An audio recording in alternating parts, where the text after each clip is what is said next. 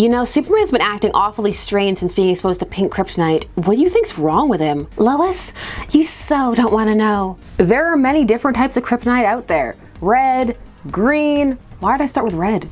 Gold, white, blue, purple that one time that was probably a coloring error. Some have existed for decades and found themselves still in use. Others find themselves being updated or modified as time goes on. But there's one that's whispered about. It floats up to the surface every now and again. Pink kryptonite, you may have heard of it, or you may have heard the question, does pink kryptonite turn Superman gay? Or is there a kryptonite that turns Superman gay? I didn't phrase the question, the internet did. Or you may simply have seen a lol, pink kryptonite. Or you may never have heard of it. But what is pink kryptonite? How did it come about? And how did it manage to become part of the Superman mythos in the minds of some, when in actuality it only had one true appearance? Strap in, because pink kryptonite is a joke, a throwaway joke from Peter David's Supergirl run, the very tail end of it, from the final arc when he was trying to save it from cancellation. This is also the issue that sees Linda Danvers, the Supergirl from his series, who is a different character from Linda Lee Danvers of the Silver Age, replacing Silver Age Supergirl on Earth 1 and marrying Superman. And yet, in this sea of so many other things going on, pink kryptonite still managed to be remembered. So let's take a look at it. I'm Sasha, and this is Casually Comics, the channel where we chat all things comics, reviews comics new and old, to history to anecdotes, truly wherever our whims take us. First, let's set up some context. Okay, a lot of context. We gotta go back to a time when much changed for DC, and that's 1985 with Crisis on Infinite Earths, the event that initially eradicated the multiverse, setting things up in a new timeline, one Earth. And so some characters like Superman and Wonder Woman restarted with different backstories, or retooled backstories in Superman's case. Much of modern Superman lore comes from this time period. It's so ingrained at this point that some don't realize how different Silver Age and Golden Age Superman were. But post-Crisis Superman had a good flow, so he takes from his predecessors. But there was one thing he initially didn't take, and that's other Kryptonians. Part of the post-Crisis Superman reboot was the idea that there were too many Kryptonians running around. He was supposed to be the last son of Krypton, but he had several relatives, friends, a dog, all kinds of Kryptonians running around. So the others had to go. So in Crisis on Infinite Earths issue 7, Earth 1 Supergirl died heroically, headband flying proudly. She went out swinging against the Anti-Monitor, a hero's death. But she had an epic cover that is homage to this day. Although even before that, it was a classic. But not everyone was fond of it, feeling she shouldn't have died in the first place, and that she was a strong enough character in her own right who had established herself over decades. Supergirl had been in the midst of a decent ongoing series and had been a staple of Superman lore from very early in the Silver Age. And as mentioned, she could hold her own and had been for quite some time, in one way or another, be it as a backup, her own series folded in with the rest of his supports,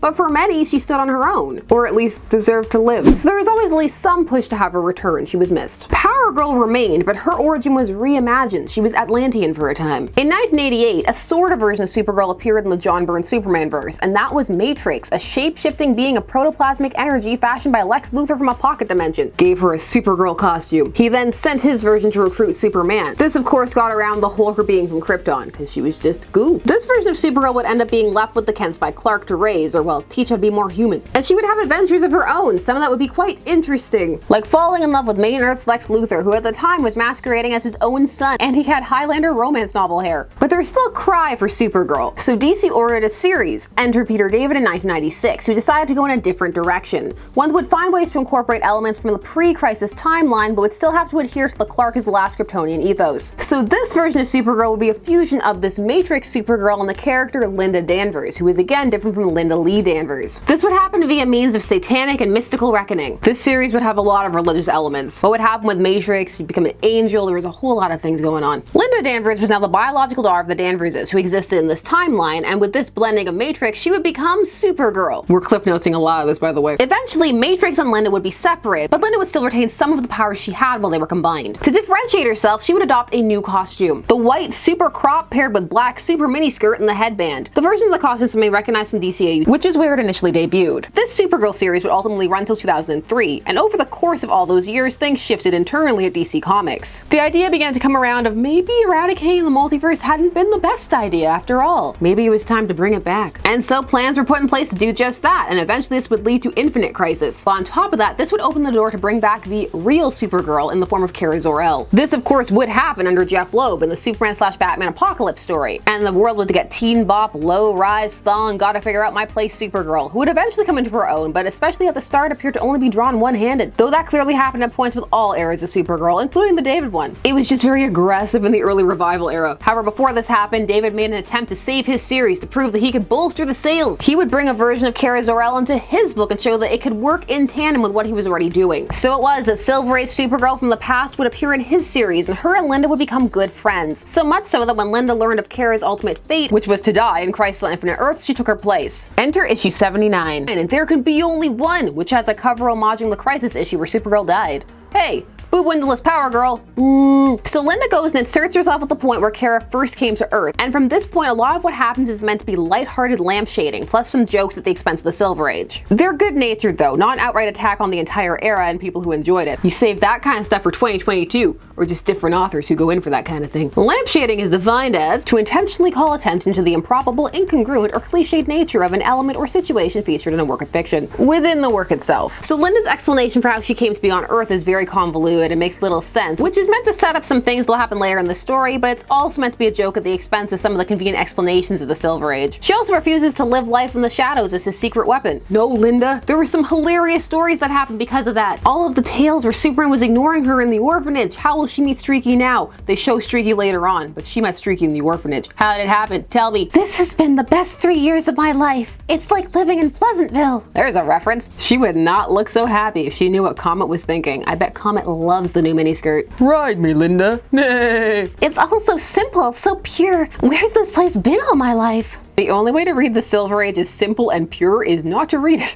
All kinds of shenanigans happened in the Silver Age. Just because some of it was silly doesn't mean there weren't tons of tongue-in-cheek, raunchy, and dark jokes. Never forget Jimmy totally not soliciting prostitutes in the park to cure his werewolfism. A classic. I mean, yeah, nobody swears. Yes, of course, not swearing equals simple and pure. Kill people all you want, but if you don't cuss, that's at least 8 years off your sentence. He was so simple and pure, Your Honor, so polite. The next panel, here it comes, Pink Kryptonite. Granted, every so often there's some genuine weirdness.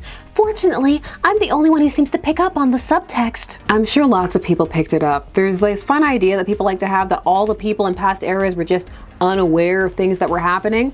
While some may have been, not all of them. I see you, Golden Age Wonder Woman. I see you, and I know other people saw you too. You know, Superman's been acting awfully strange since being exposed to Pink Kryptonite. What do you think's wrong with him? Lois, you so don't want to know. Did I ever tell you how smashing you look in bow ties, Jimmy? By the way, that's a fabulous window treatment you put together. Damn, thanks, I guess. And yeah, that's it. There it is. That's the whole thing. This exchange is obviously poking fun at all the zany Silver Age Kryptonite adventures Superman and Supergirl will get up to. Getting amnesia, turning into a giant ant, dealing with Bizarro, all kinds of fun things. Now, of course, whether the joke lands or you feel it's aged well, miles will vary. The thing that always throws me about is the idea that Silver Age Jimmy would be taken aback by this. Silver Age Jimmy vacillated between being so obsessed with Superman he would do things like try to wish a dream girl into existence for him, who at one point was colored to look pretty much like a female version of Jimmy, to plots that seem like he's trying to kill Superman. So I think Silver Age Jimmy would be into this. His new mission? Mining all the Pink Kryptonite, turning it into some kind of perfume or cologne, spraying it on at axe levels every morning. Something that Supergirl is hitting on Lois because of how she's leaning over her, but no, only one joke per page. Somehow this became the equivalent of an earworm. It stuck around. It's not prominent, but it pops up in online discourse. People draw fan art, they reference it, they joke about it. Some find it distasteful, but not enough people know about it, I find, to have that discourse kind of rise to the surface. But it is definitely a thing. When John Kent was revealed as bisexual, you can bet there were jokes about his boyfriend Jay Nakamura's hair being pink kryptonite. John will be lucky if that's the only kryptonite that Jay Nakamura exposes him to. No, his hair isn't pink kryptonite. I just don't trust Jay. No matter how many hero costumes they give him, John can do better. Do you agree? Let me know. I think he can. Someone nice,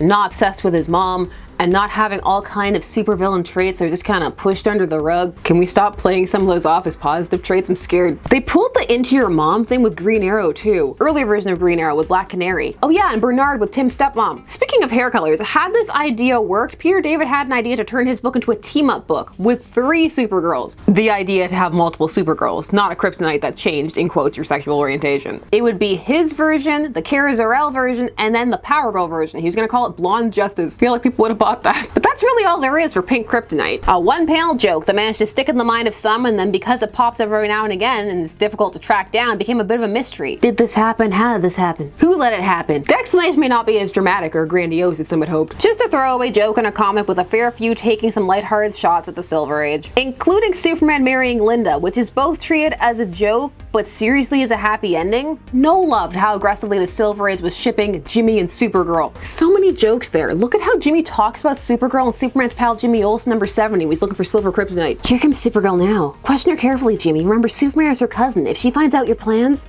Don't worry, Lori. I know how to handle Supergirl. What does that mean, Jimmy? What are your thoughts on Pink Kryptonite? Do we not talk about Pink Kryptonite? Did you think it appeared more? Joke funny to you or no? Are you more interested in Linda, Mary, and Clark? Name your favorite kryptonite. Tell me things down below. While you're down there, please do all the YouTube things. Like, share, comment, subscribe, and hit the bell notification so you never miss a vid. Thanks so much for taking some of your day spent discussing comics with me. I always appreciate it. I will see you again soon. Bye-bye. Ah! Oh my god! Ah! It's fine. It's a fly. I'm an adult. I'm an adult.